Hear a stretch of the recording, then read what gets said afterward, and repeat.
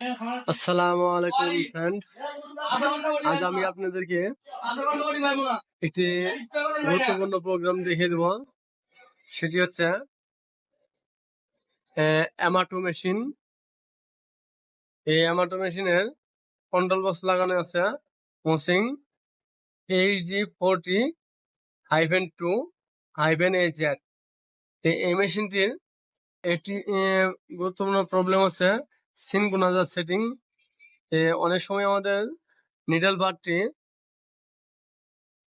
বারটি আমাদের এরকম নিচে থাকতে হয়, নইলে কাজের অনেক সময় ত্রুটি দেখায়, বা অনেক সময় আছে আমাদের উপরেও রাখতে হয়।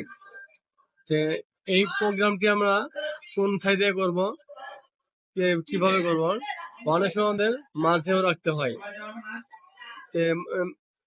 অনেক সময় মাঝে থাকে। আমি আপনাদেরকে এই পুরো প্রোগ্রামটি সম্পূর্ণ দেখিয়ে দিব। কোথায় করবেন, কিভাবে করবেন, চলুন আমরা ডিসপ্লেতে চলে যাই, কিভাবে করবেন দেখিয়ে দিই।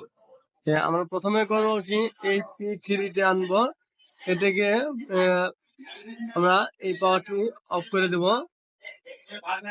অফ করে দেওয়ার পরে আমরা এই জিনিসটি সুইচ দিয়ে নেব। সুইচ দিয়ে নেওয়ার পরে আমরা এই বাটনটি চাপ দেব। চাপ দেওয়ার পরে এখানে দেখেন P3 আছে। এই P3-তে আমরা টু আছে। এই টুরে যদি আমরা